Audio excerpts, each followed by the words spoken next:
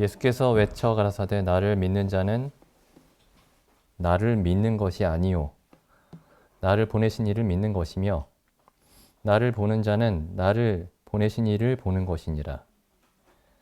나는 빛으로 세상에 왔나니 무릇 나를 믿는 자로 어두움에 거하지 않게 하려 함이로라. 그 이제 예수님이 하신 말씀이죠. 예수님이 이제 이게 그 기독교 우리가 지금 그 손에 들고 있는 이 책이 기독교의 경전입니다. 경전. 그러니까 종교마다 경전이 있죠. 그래서 이게 기독교의 경전이에요. 사람들이 흔히 말하기로 경전입니다.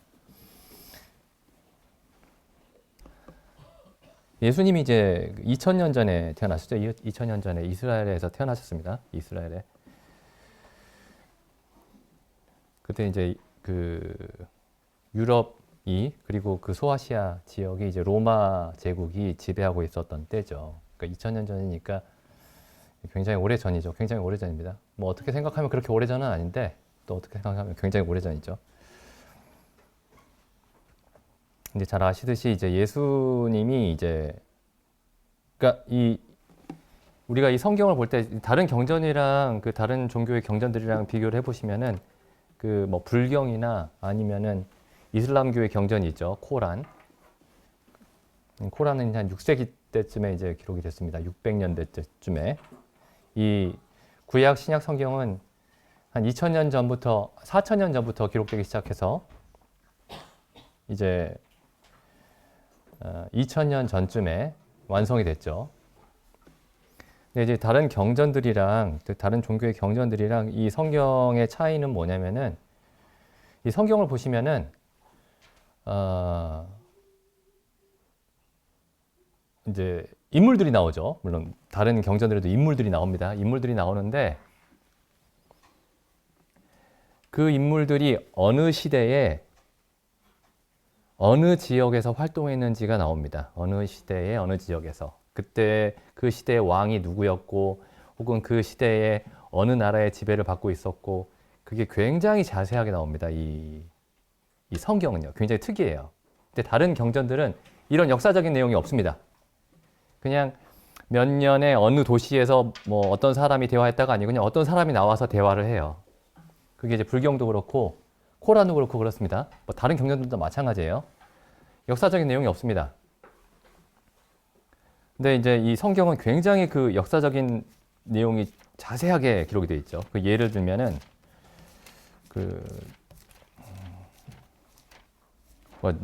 너무나 많은데 그 누가복음 2장 1절에 보시면 이렇게 되어 있죠. 이때에 가이사 아구스도 그러니까 여기 가이사 아구스도 하니까 지금 이 가이사가 시저죠. 시저. 로마 황제의 칭호입니다. 아구스도는 이제 검색하려면 아우구스투스라고 검색해야 되죠. 시저 아우구스투스. 그러니까 실제 있었던 그 인물이죠. 실제 있었던 그 로마 황제입니다. 지금 검색해보면 이게 언젠지가 나와요.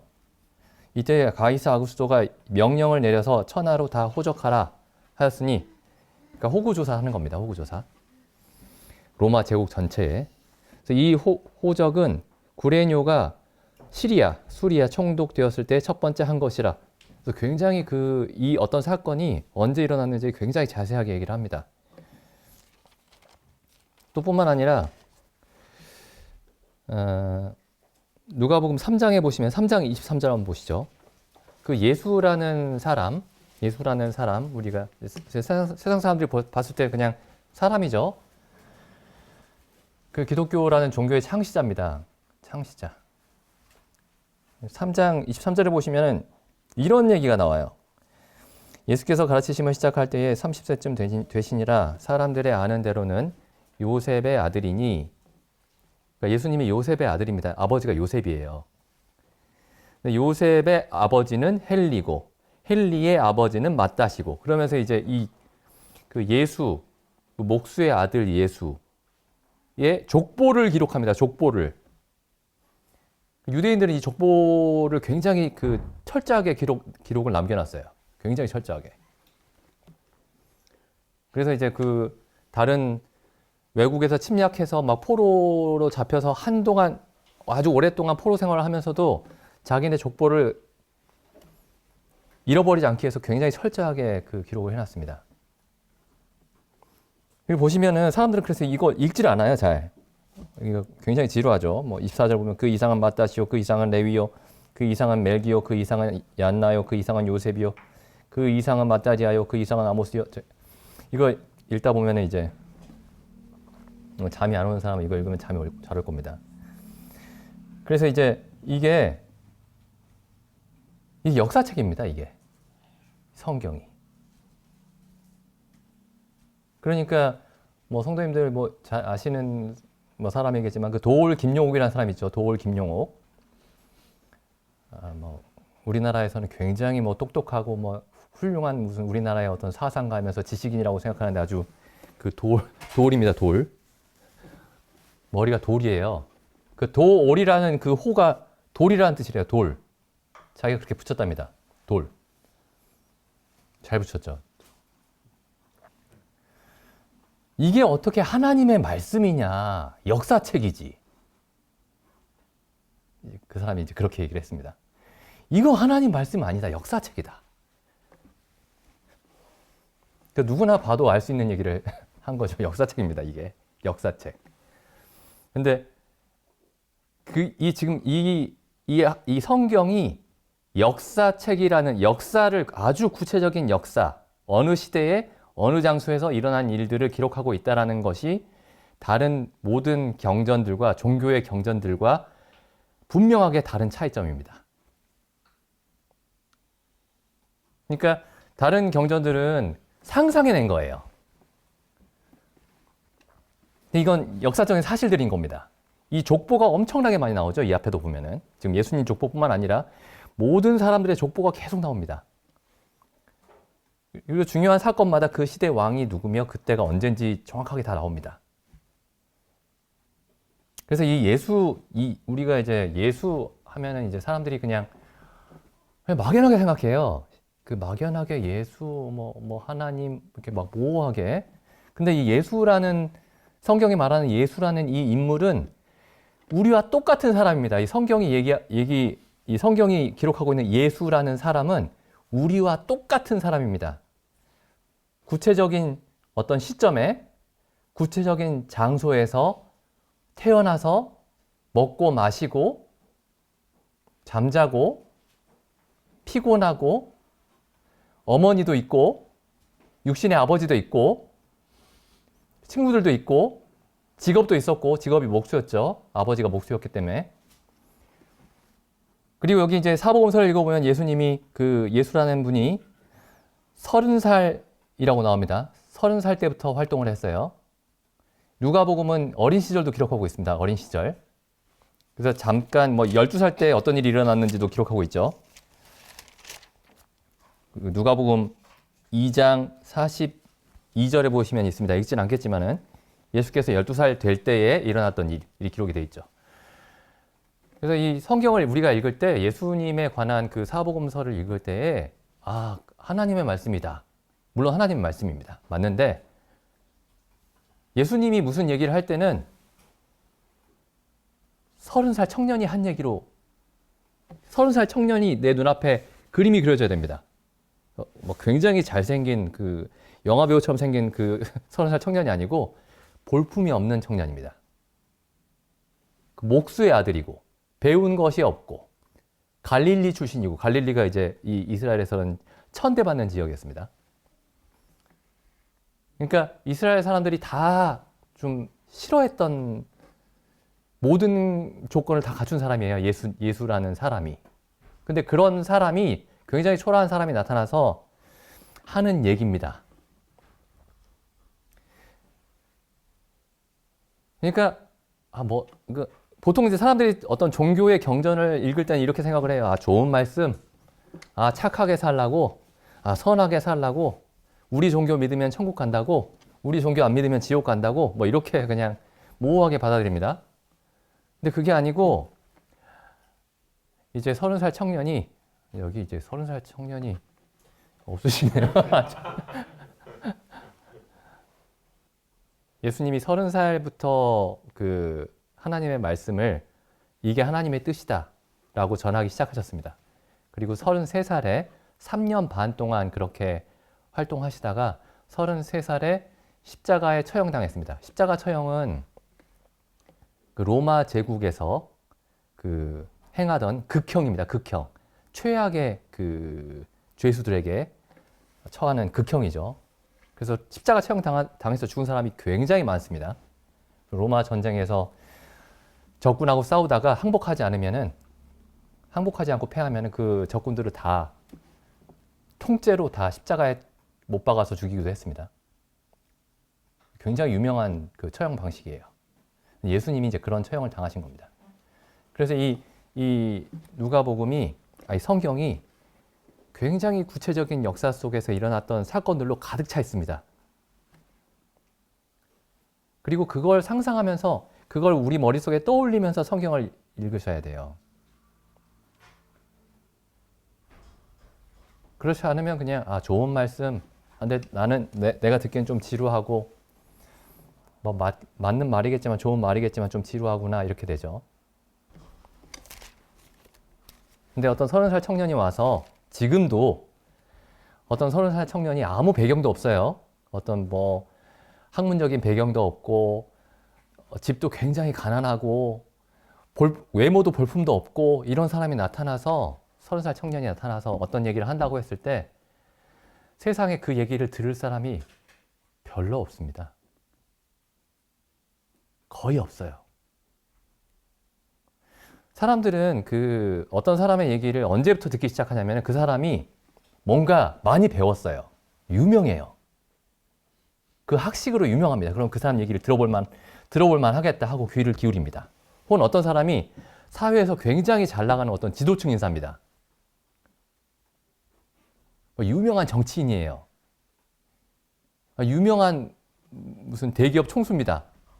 세상에서 성공한 사람이에요. 이 사람이 와가지고 한마디 하면은 사람들이 막 모입니다. 그 사람 얘기를 들으려고. 근데 예수님과 같은 배경을 가진 어떤 사람이 나타나서 얘기를 하면은 잘 듣질 않습니다. 별로 들을 게 없죠. 잘생긴 것도 아니고.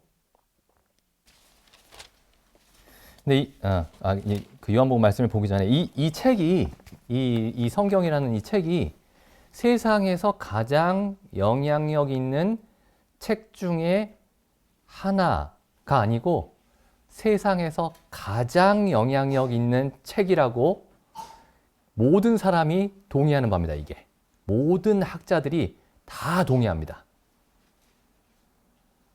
이 책이. 그냥 보시죠. 여기서 이제 예수님이 하신 말씀을 보시면은 이제 그걸 생각하시면서 한번 다시 읽어보죠. 요한복음 12장 44절. 어떤 30살 청년이 이렇게 얘기한다고 한번 생각을 해보세요. 예수께서 외쳐 가라사대 나를 믿는 자는 나를 믿는 것이 아니요 나를 보내신 이를 믿는 것이며. 어떤 사람이 태어났습니다. 30살 때까지 살았어요. 30년 살다가 30살 때부터 이런 얘기를 하기 시작하는 겁니다.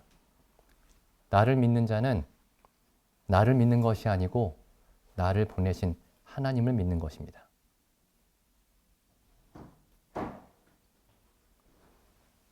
저는 그렇게 말 못해요. 아무도 그렇게 말 못합니다. 제가 성경을 열심히 보고 자세히 주의 깊게 보고 이게 하나님의 뜻입니다. 이게 이렇게 최대한 그 성경에 있는 그대로 설명을 드리려고 하겠지만은 잘못될 수 있죠.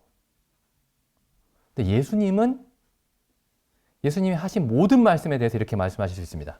나를 믿는 자는 나를 믿는 것이 아니고 나를 보내신 이를 믿는 것이다. 이렇게 말할 수 있는 사람 아무도 없습니다. 사도 바울도 이렇게 말 못해요.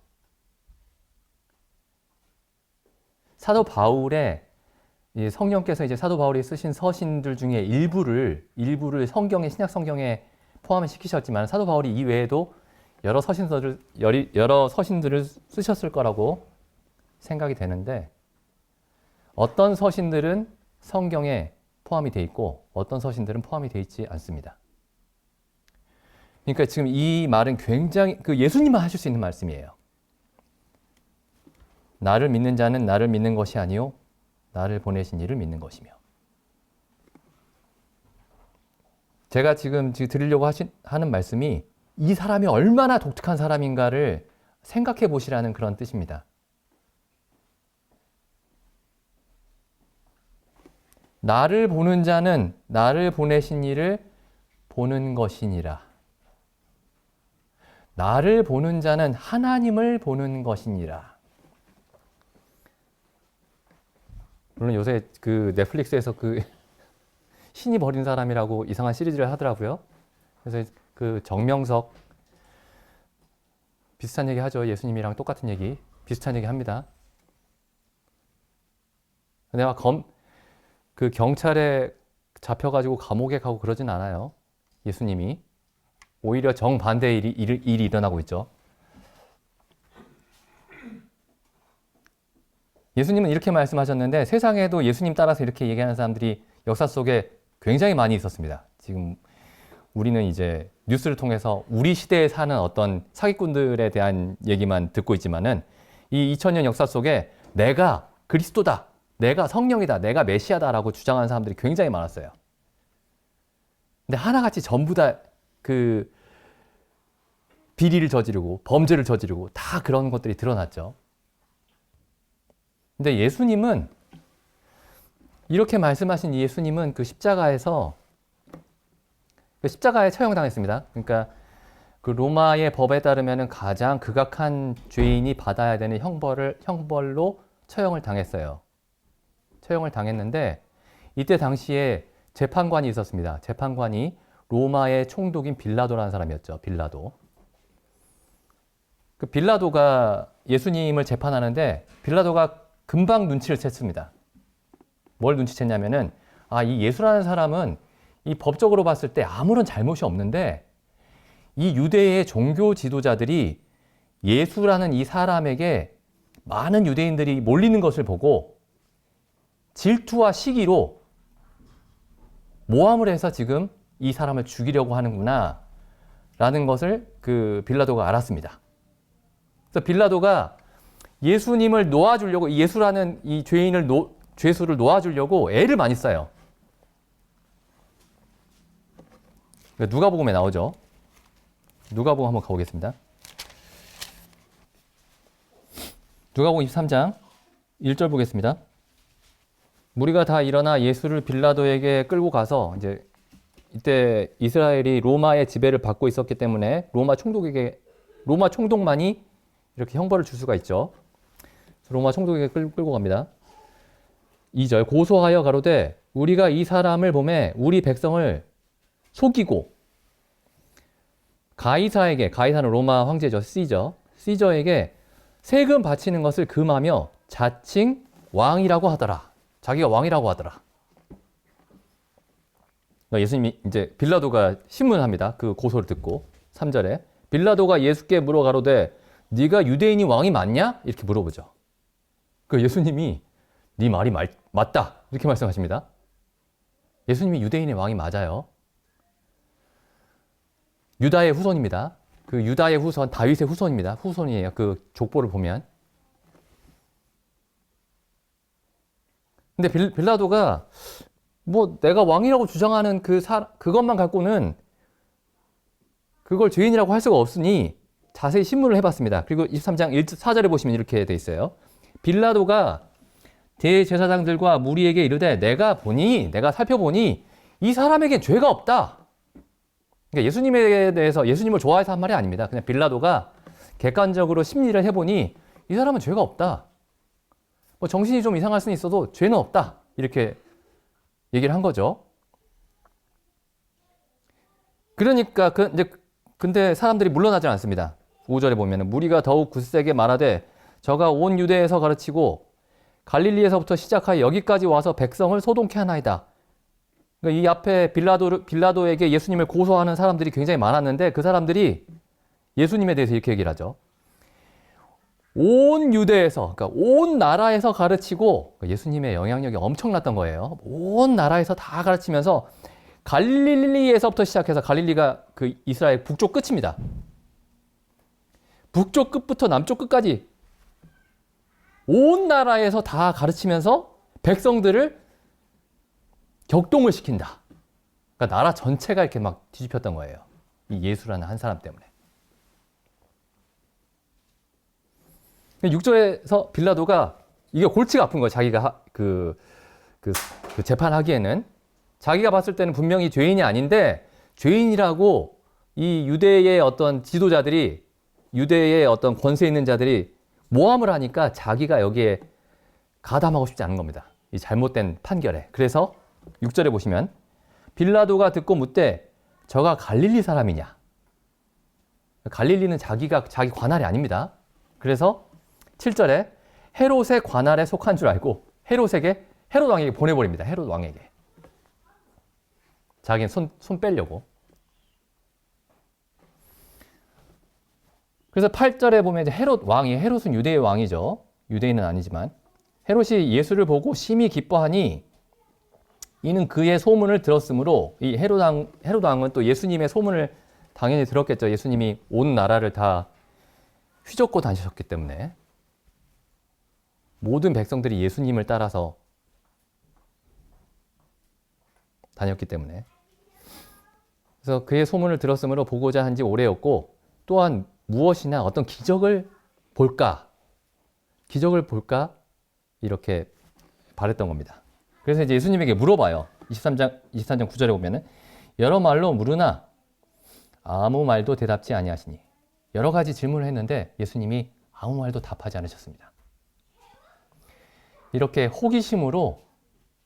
그냥 호기심으로 질문하는 사람에게는 아무런 답도 하지 않으십니다. 그리고 여기까지 와서 이제 10절에 보면은 대제사장들과 서기관들이 서서 힘써 고소하더라. 대제사장과 서기관은 유대의 그 권력자들이죠. 이 나라에. 헤롯이 그 군병들과 함께 예수를 업신여기며 희롱하고 빛난 옷을 입혀 빌라도에게 다시 보내니, 빌라도에게 다시 보냈습니다. 헤롯도 여기 자기 손에 피를 묻히고 싶지 않은 거예요.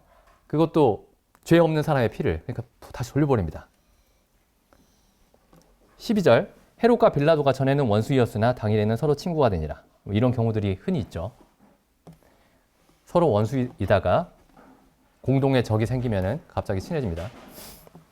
13절 빌라도가 대제사장들과 관원들과 백성을 불러 모으고 이르되 너희가 이 사람을 백성을 미혹하는 자라 하여 내게 끌어왔도다.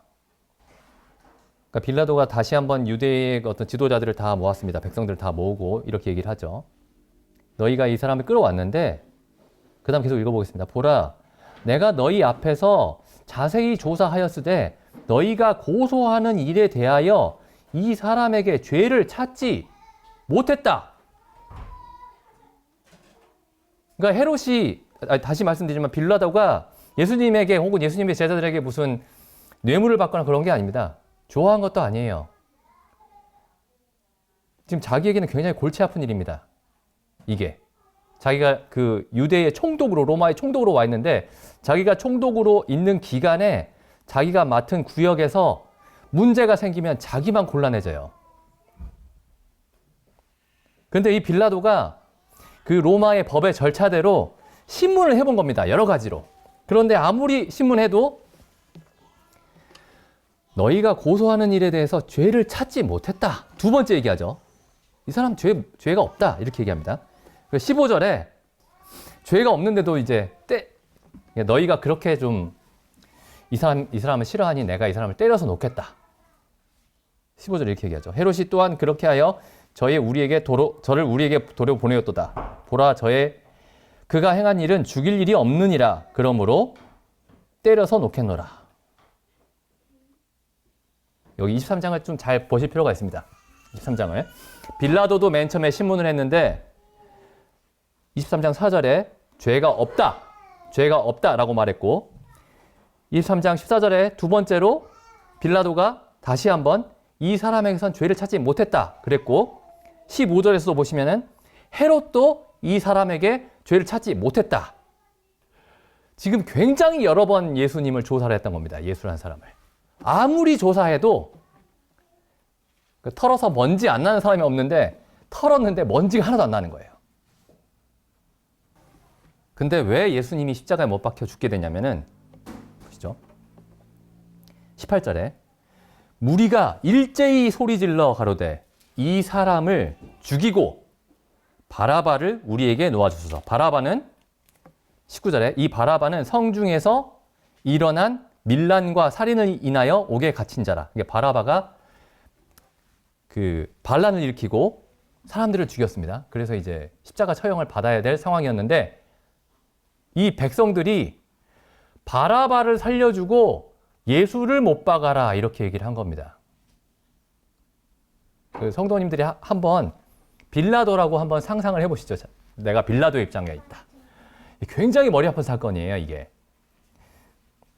20절. 근데 보시죠. 근데 빌라도가 어떻게 하는지. 빌라도는 예수를 놓고자 하여, 빌라도가 굉장히 애를 많이 썼어요. 예수를 놓아주려고.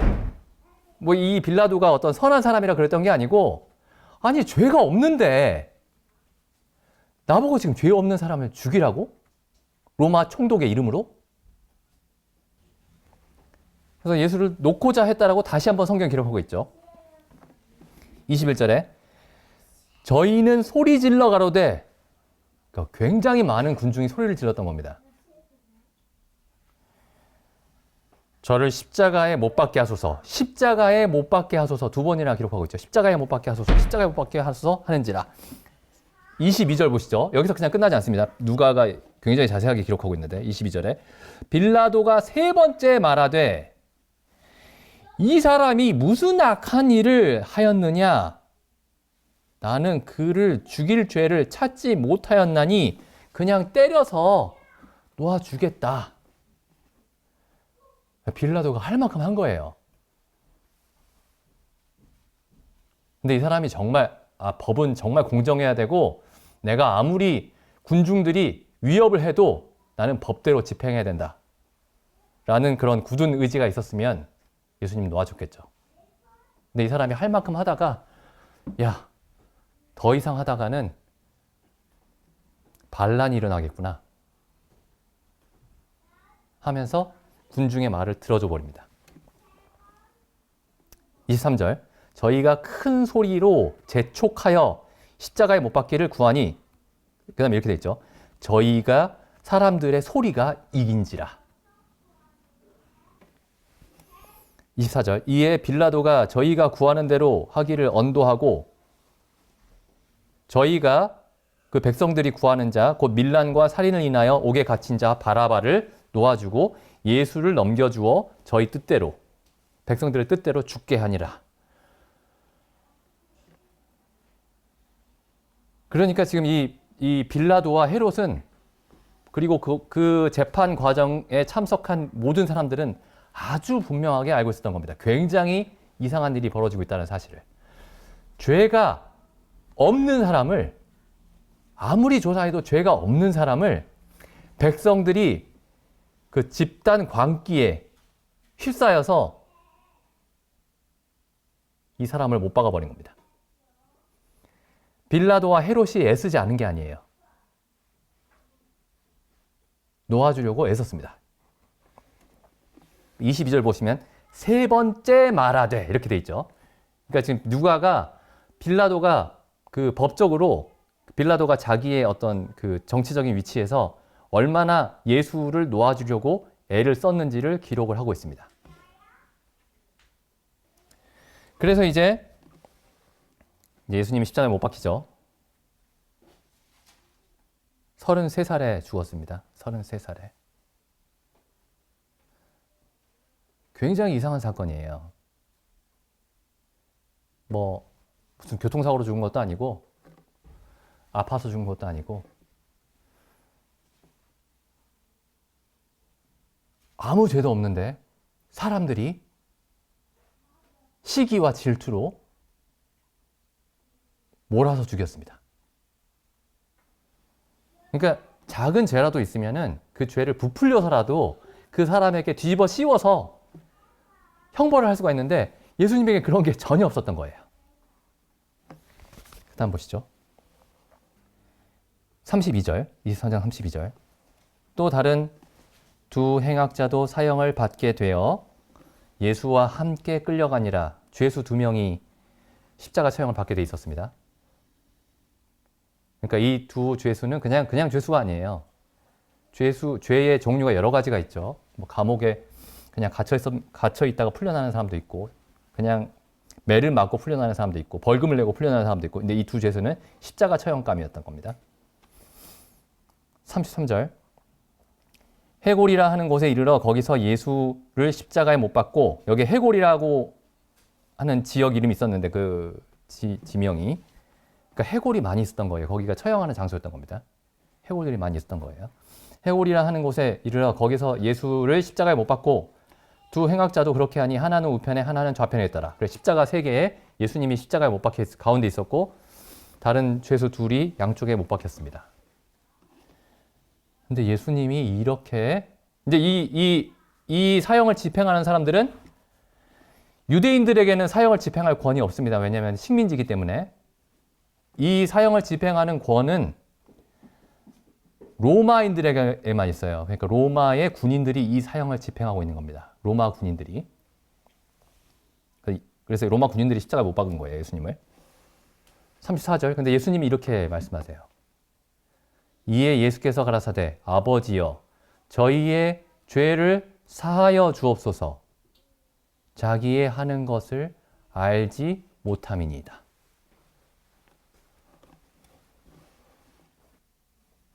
아니, 앞에 그 예수님이 십자가에 죄수로 몰려서 십자가에 못 박혀 처형당하는 것도 이해하기 어려운 일인데, 이해가 불가능한 일인데, 여기서 지금 예수님이 십자가에 달려서 하는 얘기가 아버지여 저희의 죄를 사하여 주십시오.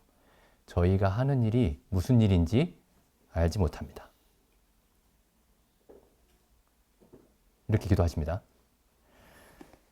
근데 이렇게 기도하고 계시는 이런 상황에서조차 그 밑에 보면은 밑에 군인들이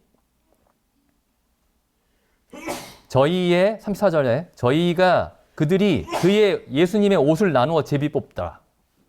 예수님이 엄청난 유명인사니까 그 옷이 갖고 싶은 거예요. 유명인사의 그 옷을. 제비 뽑아서 옷을 나눠 가졌습니다. 35절. 백성은 서서 구경하며 관원들도 비웃어 가로되 저가 남은 구원하였으니 만일 하나님의 택하신 자 그리스도여든 자기도 구원할지어다. 군병들도 희롱하면서 나와 신포도주를 주며 가로되 네가 만일 유대인의 왕이여든 네가 너 자신을 구원하라. 자, 35절에 백성들도 그랬고 36절에 군병들도 조롱했고 39절 보시죠. 같이 달린 죄인 중 십자가에 달린 죄인 중 하나는 비방하여 가로되 내가 그리스도가 아니냐 너와 우리를 구원하라 하되 당신 그리스도라면서 당신이 하나님의 아들이라면서 우리 좀 구해줘 이렇게 얘기한 거죠. 40절 보시죠. 죄수가 2이 달려 있었죠. 나중에 그 다른 한 사람이 이렇게 얘기합니다. 하나는 그 사람을 꾸짖어 가로되 내가 같은 형벌을 받으면서도 하나님을 두려워 아니하느냐. 우리가 행한 일에 마땅한 벌을 받는 것이니 이에 당연하거니와 이 사람의 행한 것은 옳지 않은 것이 없느니라. 빌라도가 했던 말과 그 말을 그대로 하고 있죠.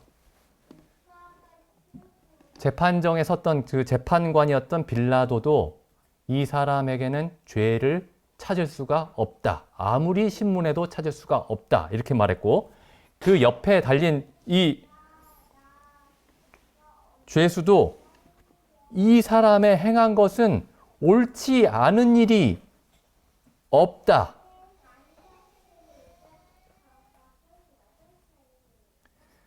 근데 여기 마태복음이나 마가복음에 보시면은 이 십자가의 죄인 두 명이 처음에는 예수님을 같이 비방했다고 되어 있습니다. 잠깐만 한번 찾아보죠. 마태복음 27장 38절. 이때 예수와 함께 강도 둘이 십자가에 못 박히니 하나는 우편에 하나는 좌편에 있더라. 그 둘이 못 박혔다고 되어 있죠. 44절 보시죠. 함께 십자가에 못 박힌 강도들도 이와 함께 욕하더라. 둘 다 예수님을 욕하고 있었습니다. 처음에 못 박혔을 때는. 그러다가 이 강도가 예수님이 십자가에 달리는 그 과정과 십자가에서 하시는 그 기도를 들었습니다. 그 자기들과 똑같은 죄수인 줄 알았는데 자기들과 전혀 다르다는 사실을 알게 됐던 거죠. 그래서 갑자기 변합니다. 이 사람의 마음이 십자가에 못 박혀 있으면서.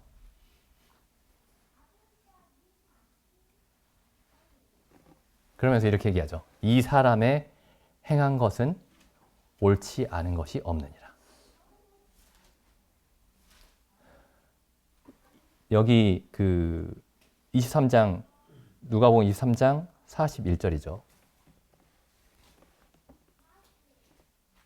이게 어떤 사람이 예수를 믿게 되는 장면입니다. 언제 믿게 되냐면은 이 예수는 행한 것 중에 옳지 않은 것이 하나도 없구나. 이건 사람이 아니다.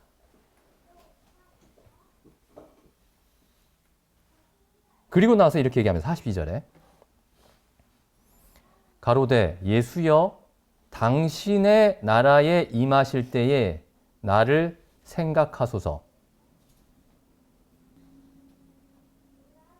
저는 이제 이 말씀을 여기 이 부분을 볼 때마다 이 사람은 진짜 이거 어떻게 이런 일이 일어났지? 이런 생각이 항상 듭니다. 아니 똑같이 지금 십자가에 못 박혀 있거든요. 똑같이 벌거 벗겨져서 똑같이 못 박혀 있습니다. 예수님도 아무것도 못해요. 지금 로마의 군인들은 비웃고 있습니다. 예수님을. 백성들도 다 비웃고 있어요. 근데 지금 로마의 이 십자가의 강도가 뭐라고 얘기하냐면은 당신의 나라에 임하실 때, 여기 나라가 왕국이죠. 왕국. 그러니까 당신은 왕입니다. 이렇게 얘기한 거예요.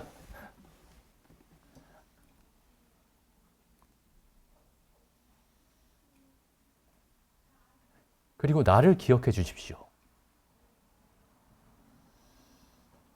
또 이 사람이 뭘 알게 됐냐면은, 보시죠. 이 사람은 지금 로마의 어떤 그 공정한 법에 의해서도 십자가 처형이 마땅한 사람입니다. 그리고 자기도 그렇게 시인하고 있죠. 41절에 우리는 우리의 행한 일에 마땅한 보응을 받는 것이니 이에 당연하거니와 이렇게 얘기합니다. 그래서 자기가 도저히 세상에서도 자기 눈을 들 수가 없고 하나님 앞에서는 더더욱 자기 눈을 들 수 없는 자라는 사실을 인정을 했는데 뭐라고 얘기하냐면은 같이 십자가에 못 박혀 있는 그 예수라는 청년에게 나를 기억해 주십시오. 그래서 지금 이 사람이 뭘 알았냐면은 이분은 나의 모든 죄를 용서해 주실 수 있는 분이다.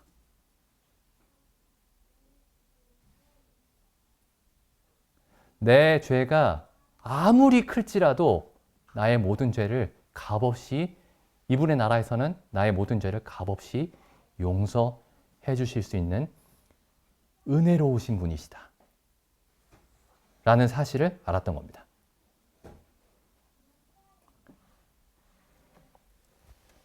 그래서 예수님이 이렇게 말씀하세요.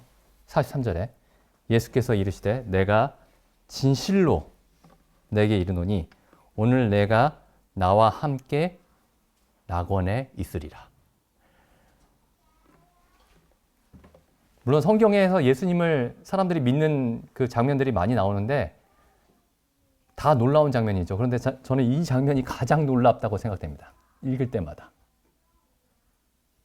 왜냐하면 지금 이때의 예수님은 어느 누구도 하나님이라고 혹은 하나님의 아들이라고 혹은 왕이시라고 도저히 믿을 수 없는 상황이에요. 세상에서 가장 약하고 가장 천하고 가장 부끄러운 상태에 있는 사람입니다.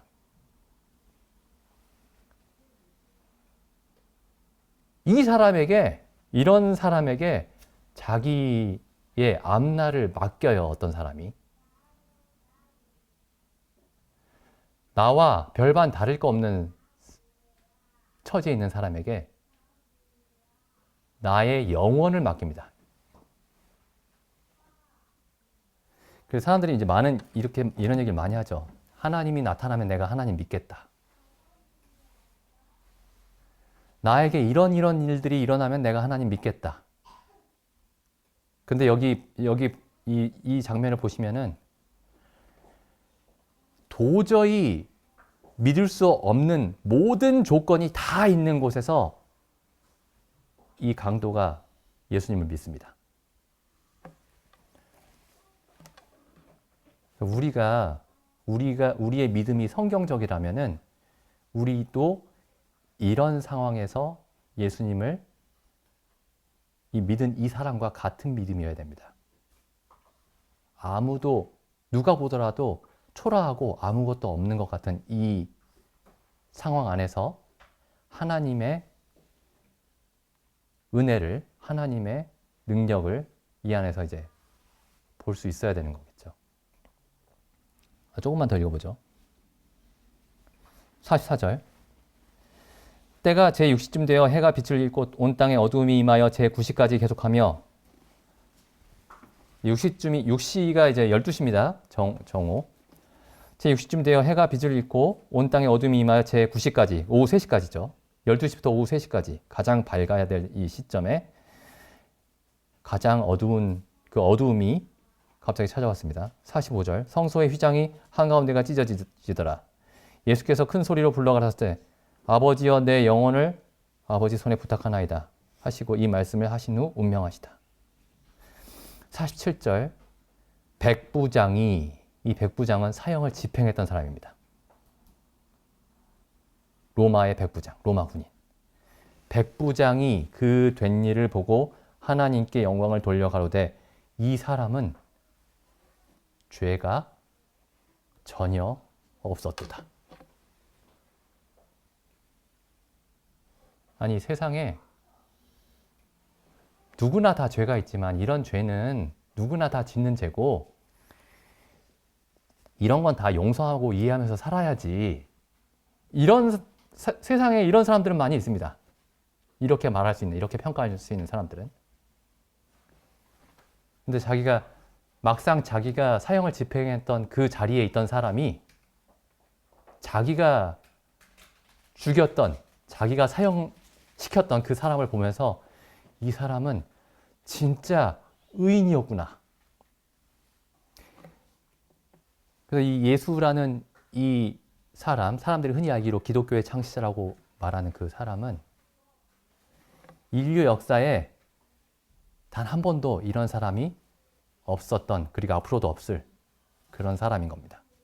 그리고 이 예수가 지금 여기 십자가의 강도가 얘기했던 것처럼 당신의 나라에 임하실 때에 우리가 나를 생각해 주십시오. 나를 기억해 주십시오. 라고 말해야 하는 유일한 분이십니다. 그러니까 요한복음 말씀 제가 들어가겠습니다. 요한복음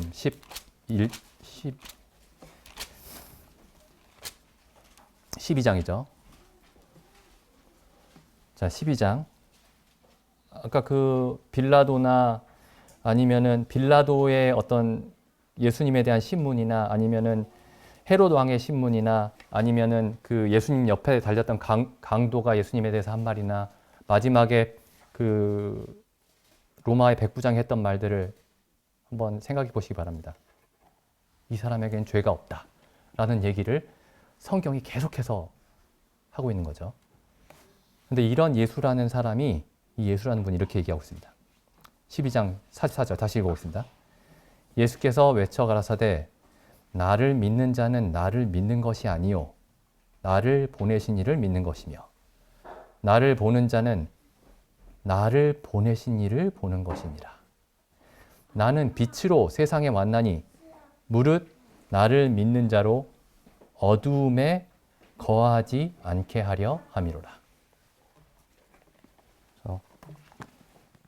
우리가 그 말씀을 믿고 있는 이 예수라는 분이 어떤 분이신지